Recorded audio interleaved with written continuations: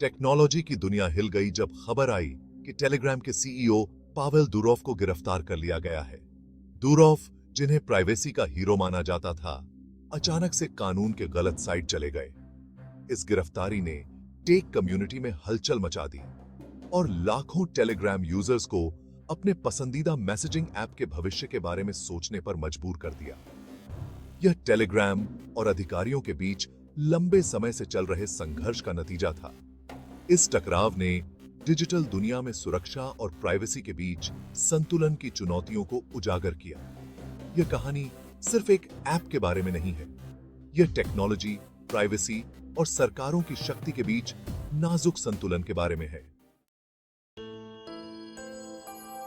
Pavel Durov, एक रूसी businessman, ने अपने भाई निकोलाई के साथ मिलकर टेलीग्राम की शुरुआत 2013 में की थी। प्राइवेसी में मजबूत विश्वास के कारण उन्होंने टेलीग्राम को एंड टू एंड एन्क्रिप्शन के साथ एक सुरक्षित मैसेजिंग ऐप के रूप में बनाया। इसका मतलब था कि कोई भी, यहां तक कि टेलीग्राम भी, यूजर मैसेज को नहीं पीआरएच सकता था।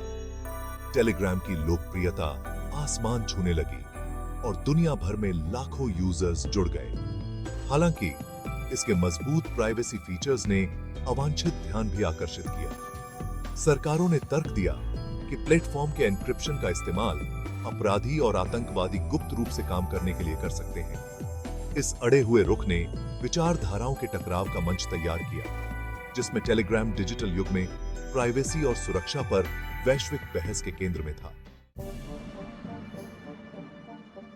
दुरोव पर लगाए गए आरोप अभी भी रहस्य में डूबे हुए हैं।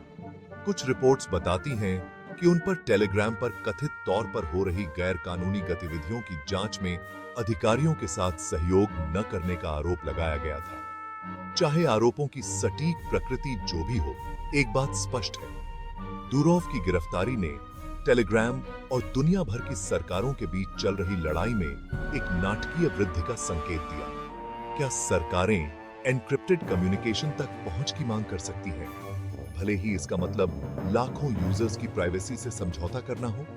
ये ऐसे जटिल सवाल हैं जिनके आसान जवाब नहीं हैं। हालांकि दुरोव के खिलाफ कानूनी आरोप महत्वपूर्ण हैं, लेकिन उनकी गिरफ्तारी के आसपास के राजनीतिक संदर्भ को नजरअंदाज करना मुश्किल है। कुछ विशेषज्ञों का मानना है कि रूसी सरकार की आलोचना और इंटरनेट स्वतंत्रता की दुरोव की वकालत ने उन्हें निशाना बनाया। टेलीग्राम का पहले भी रूसी अधिकारियों के साथ डेटा स्थानीयकरण कानूनों का पालन करने से इनकार करने को लेकर टकराव हो चुका था।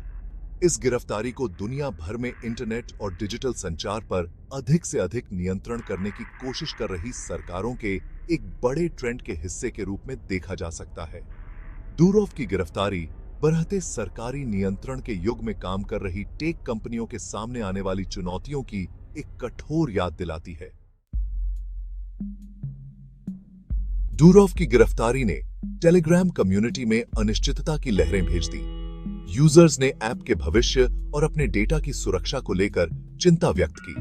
कुछ को चिंता थी कि गिरफ्तारी टेलीग्राम को अपने एन्क्रिप्शन से समझौता करने के लिए मजबूर कर सकती है, जबकि अन्य को डर था कि ऐप पूरी तरह से बंद हो सकता है। अनिश्चितता के बावजूद टेलीग्राम का संचालन जारी है। इसकी टीम ने यूजर्स को आश्वस्त किया है कि उनका डेटा सुरक्षित है।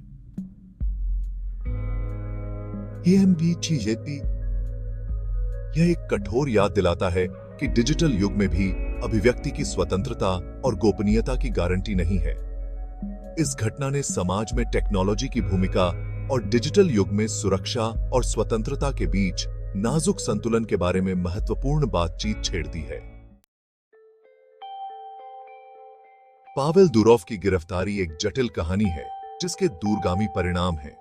यह डिजिटल युग में गोपनीयता की सीमाओं और टेक्नोलॉजी को विनियमित करने में सरकारों की भूमिका के बारे में मौलिक प्रश्न उठाता है। जबकि दुरोव के खिलाफ कानूनी मामला चल रहा है, उनकी गिरफ्तारी का असर पहले से ही टेक की दुनिया में महसूस किया जा रहा है। इस मामले के नतीजे का असर टेलीग्राम के भविष्य और डिजिटल युग में सुरक्षा और स्वतंत्रता के बीच संतुलन पर व्यापक बहस पर पड़े।